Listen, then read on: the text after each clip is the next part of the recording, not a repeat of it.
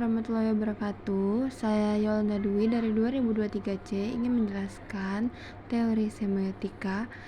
Kata semiotik ini berasal dari bahasa Yunani, yakni simeon, yang berarti tanda. Sementara itu, kata semiotika juga dapat merupakan penurunan kata bahasa Inggris, yakni semiotics. Nama lain dari semiotika adalah semiologi. Semiotika dapat didefinisikan sebagai ilmu yang mempelajari tanda.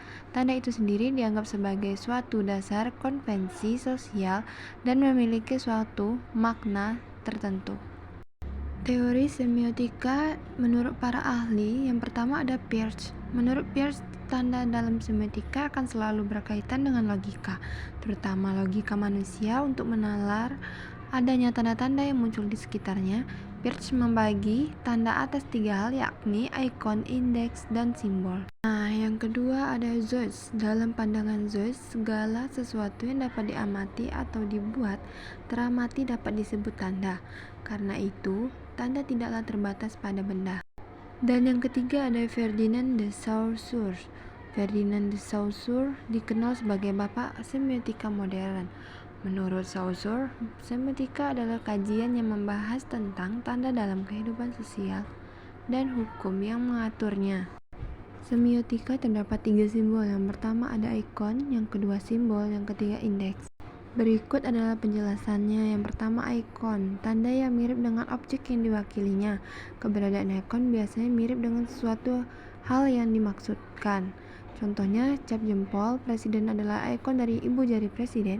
Yang kedua, peta Indonesia adalah ikon dari wilayah negara Indonesia.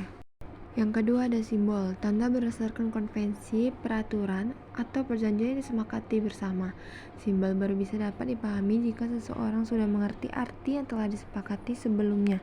Contoh, tanda hati berwarna merah muda itu diartikan sebagai cinta, yang mana semua orang tanpa sadar telah simbol dan arti dari hal tersebut. Nah, yang ketiga ada indeks, tanda yang memiliki hubungan sebab akibat dengan apa yang diwakilinya atau disebut juga dengan tanda sebagai bukti. Contohnya, di sekitar paket kardus terdapat gambar gelas pecah. Itu berarti apabila paket tersebut dibanting, maka akan pecah. Sama halnya dengan gelas tersebut. Selanjutnya kita akan menganalisis puisi Derai-Derai Cemara karya Chairil Anwar menggunakan teori semiotika Carlos Sanders Peirce. Menurut ikon, kata terasa hari akan jadi malam merupakan suatu ikon karena menunjukkan suasana perubahan situasi. Malam diartikan waktu setelah matahari terbenam hingga matahari terbit. Kata menderai merupakan suatu ikon karena digunakan sebagai sebuah gambaran guguran atau dedaunan yang berjatuhan. Yang kedua yaitu simbol. Kata hidup hanya menunda kekalahan. Menggambarkan simbol, kata tersebut merupakan kiasan yang berarti mau tidak mau, suka tidak suka, kita harus tetap menjalankan hidup ini. Yang ketiga indeks. Kata memang dulu ada suatu bahan yang bukan dasar perhitungan kini, merupakan indeks karena bahwa masih adanya sesuatu di dalam yang masih terpendam. Sekian itu saja penjelasan materi dari saya. Terima kasih.